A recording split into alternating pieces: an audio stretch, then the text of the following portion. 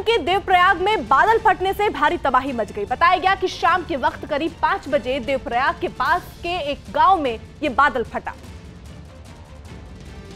जिसने देवप्रयाग की कई दुकानों को अपनी चपेट में ले लिया। वहां से सामने आई तस्वीरों में तो एक बड़ी इमारत ताश के पत्तों की तरह ढहती नजर आई। इसके बाद नदी के किनारे बने कुछ मकान भी बादल फटने के बाद आए सैलाब की भेंट चढ़ गए। पूरी बिल्डिंग चली हुआ। ऋषिकेश बद्रीनाथ हाईवे पर देवप्रयाग एक ऐसी जगह है जहां अलकनंदा और भागीरथी का संगम होता है और वहां अक्सर लोगों की भीड़ भी जुटती है। लेकिन कोरोना कर्फ्यू की वजह से न तो वहां लोगों की भीड़ थी और न ही दुकानें खुली थी। अगर दुकानें आम दिनों की तरह खुली होती तो बहुत बड़ा हादसा हो सकता था। संगम जाने वाले रास्ते में तकरीबन 12-13 दुकानें यहाँ से ध्वस्त हो चुकी हैं और संपत्ति का बहुत ज्यादा नुकसान हुआ है। बताया गया कि घटना की खबर मिलते ही पुलिस के अलावा वहां एसडीआरएफ की टीम भी पहुंच गई और राहत और बचाव के काम को तेज कर दिया गया। कोरोना की बेकाबू रफ्तार की वजह से यूपी की जेलों में बंद कैदियों की रिहाई हो सकती है। न्यूज़ 18 के अजीत सिंह की रिपोर्ट है कि योगी सरकार 10,000 कैदियों को जल्द पैरोल पर रिहा कर सकती है, जो कई चरणों में पूरा किया जाने का प्लान है, क्योंकि दूसरी लहर में स्थिति भयानक हो चुकी है और तमाम सख्तियों के बावजूद हालात बिगड़ते जा रहे हैं। जबकि जेलों में भी कैदियों के पॉजिटिव होने की खबर लगातार सामने आ रही है। ऐसे में सरकार पेरोल पर कैदियों को रिहा करने जा रही है ताकि जेलों में संख्या कम हो सके। कोरोना संकट की वजह से सुप्रीम कोर्ट ने भी जेलों से कैदियों की संख्या घटाने का आदेश दिया है। हरियाणा के सिरसा में लॉकडाउन तोड़कर एक पार्क में घूम रहे कुछ लोग पुलिस वालों को देखकर वहां से भाग निकले। राज्य में 17 मई तक लॉकडाउन लागू है, इसलिए शहर के अलग अलग पार्क में जाकर पुलिस की कई टीमें घर से बेवजह निकल रहे लोगों पर सख्ती बरत रही है और जो वहां मिल रहा है उसे समझाया जा रहा है। ऐसी ही कुछ तस्वीरें वहां के एक पार्क से सामने आई, जिनमें डीएसपी आर्यन चौधरी कुछ पुलिस वालों के साथ वहां पहुंचे। पुलिस की इस टीम को देखते ही वहां घूम रहे कुछ लोग भागने लगे। ये तस्वीरें देखकर ऐसा लगा मानो चोरों के पीछे पुलिस वाले दौड़ रहे हों। हट जाओ। इस पार्क में कुछ बुजुर्ग भी मिले, जिनसे पुलिस वालों ने लॉकडाउन के नियम मानने की अपील की। आपको बताया जाता है बार-बार पार्क में नहीं आना है। डीएसपी ने भरोसा दिया कि लॉकडाउन का पालन कराने के लिए कोई कोताही नहीं बरती जा रही है। पर जहाँ भी जो मिलते हैं उनको वहाँ से भेजा जाता है। पार्क के बाहर एक बुजुर्ग ने पुलिस वालों से बहसबाजी शुरू कर दी, जिन्हें काफी देर तक समझाने के बाद वहां से भेज दिया गया। चीन के खतरे को देखते हुए 4 धाम सड़क प्रोजेक्ट पर सुप्रीम कोर्ट शुक्रवार को आदेश दे सकती है। न्यूज़ 18 के एहतशाम खान की रिपोर्ट है कि याचिकाकर्ताओं ने मामले की सुनवाई 3 हफ्तों तक टालने की मांग की, लेकिन सुप्रीम कोर्ट ने साफ कर दिया कि मुद्दा राष्ट्रीय सुरक्षा से जुड़ा है, क्योंकि सड़क चीन की सीमा तक जा रही है, इसलिए वो इस पर जल्द आदेश देना चाहती है। केंद्र सरकार उत्तराखंड में 4 धाम सड़क परियोजना पर काम कर रही है, लेकिन पर्यावरण से जुड़े कुछ कार्यकर्ता और एनजीओ इसका विरोध कर रहे हैं, जिनकी दलील है कि वहां सड़क बनने से जंगलों को नुकसान होगा। गुजरात के मोरबी से एक दिल दहला देने वाली तस्वीर सामने आई, जिसमें एक बुजुर्ग महिला को उसका बेटा झाड़ू से पीटता दिखा। ये वीडियो करीब 20 दिन पुराना बताया गया और हाल ही में वायरल हुआ है, जिसमें एक शख्स एक बुजुर्ग महिला को झाड़ू से मारता दिखा। इससे पहले वो बूढ़ी महिला एक कमरे में लेटी दिखी, जिससे एक औरत वहां से जबरदस्ती उठाकर ले गई, लेकिन बाहर निकलकर थोड़ी दूर चलते ही बुजुर्ग औरत जमीन पर बैठ गई। फिर क्या, उसका बेटा झाड़ू लेकर वहां पहुंच गया। उसने उसे अंदर भेजने के लिए डराना धमकाना शुरू कर दिया, जिसके बाद पास खड़ी दूसरी औरतें बुजुर्ग महिला को उठाकर ले जाने लगी, लेकिन उसके बेटे के सर पर तो जैसे पागलपन सवार था। उसने आव देखा न ताव माँ को जोर से झाड़ू से मारा।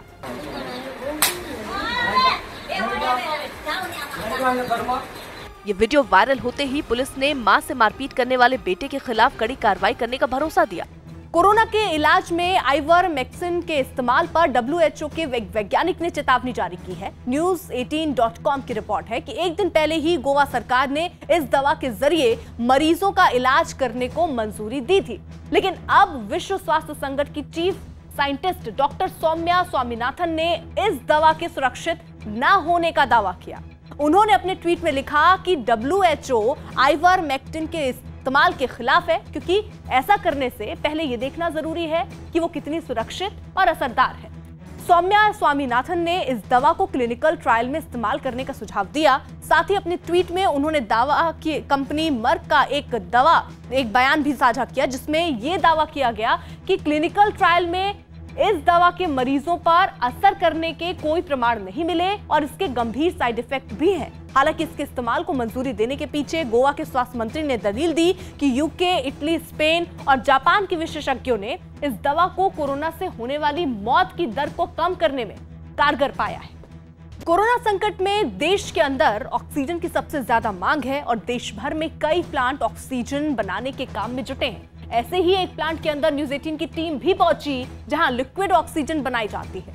लिक्विड ऑक्सीजन का ये प्लांट यूपी के मोदी नगर में है, जहां कोरोना संकट से पहले बड़े उद्योगों के लिए ऑक्सीजन बनाई जाती थी। अब इस प्लांट में जितनी भी ऑक्सीजन बनती है उसकी सप्लाई अलग अलग अस्पतालों में की जाती है। ऑक्सीजन बनाने की प्रक्रिया में सबसे पहले एक बड़े फिल्टर के जरिए हवा को इकट्ठा किया जाता है। ये फिल्टर हाउस है। फिल्टर हाउस हवा को लेता है, उसके बाद हवा को लेकर उससे डस्ट को अलग करके एयर कंप्रेसर में भेजता है। एयर कंप्रेसर में हवा का दबाव बढ़ाया जाता है और उसके बाद इसे कोल्ड बॉक्स में भेजा जाता है। कोल्ड बॉक्स में जाने के बाद सबसे जरूरी काम शुरू होता है, यानी हवा से ऑक्सीजन को अलग करने का। -183 डिग्री सेंटीग्रेड में हमारा ऑक्सीजन सेपरेट होता है लमसम। हवा से ऑक्सीजन अलग होने के बाद उसे स्टोरेज टैंक में जमा किया जाता है और फिर जरूरत के हिसाब से क्रायोजेनिक टैंकों में भरा जाता है। क्रायोजेनिक टैंक है ये। इन टैंकों में भर के ऑक्सीजन को अलग अलग अस्पतालों में, अलग अलग राज्यों में भेजा जाता है। बताया गया कि 12 टन के एक टैंक को भरने के लिए करीब 30 मिनट का वक्त लगता है। कोरोना की जांच को बढ़ावा देने के लिए केंद्र सरकार ने अब इससे जुड़े नियम को आसान कर दिया है। न्यूज 18 के एहतशाम खान की रिपोर्ट है कि लोगों का घर पर या पड़ोस के किसी संस्थान में रैपिड एंटीजन टेस्ट आसानी से हो जाए, ऐसी कोशिश सरकार की है। इसके लिए अब बड़े शहरों से लेकर गांवों तक में जांच केंद्र बनाए जाएंगे जो 24 घंटे काम करेंगे। इसका ऐलान केंद्र सरकार की प्रेस कॉन्फ्रेंस में ICMR ने किया और ये जानकारी दी कि हर सरकारी और निजी स्वास्थ्य केंद्र को एंटीजन टेस्ट की इजाजत होगी, जिसके लिए उनको किसी तरह का रजिस्ट्रेशन नहीं कराना होगा, बल्कि ICMR के प्रोटोकॉल का पालन करना होगा। ये जांच केंद्र किसी भी स्कूल, सामुदायिक केंद्र या RWA में खोला जा सकेगा।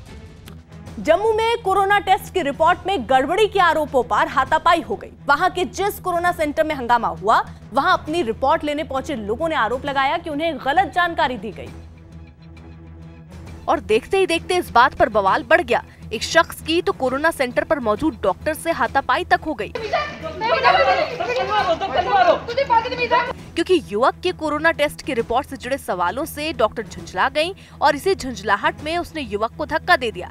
फिर क्या था, बहस बढ़ गई और कोरोना सेंटर पर मौजूद पुलिस वाले ने बीच बचाव की कोशिश की। धक्का किसको मार रहे हो? डॉक्टर क्या हो? मैं ये पागल हूं। युवक का आरोप है कि उसे रिपोर्ट दिखाए बिना पॉजिटिव या नेगेटिव होने की गलत जानकारी दी गई। बिना बताए सबको कह रहे हैं कि नेगेटिव है, जाओ पॉजिटिव जाओ।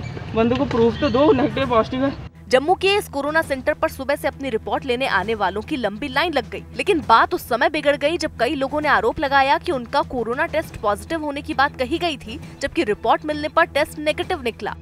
जम्मू कश्मीर के उपराज्यपाल मनोज सिन्हा ने कोरोना पीड़ित परिवारों के लिए राहत का ऐलान किया। न्यूज 18 के अमिताभ सिन्हा की रिपोर्ट है। उन बुजुर्गों को आजीवन पेंशन मिलेगी जिन्होंने महामारी में अपने परिवार के लिए कमाने वालों को खो दिया।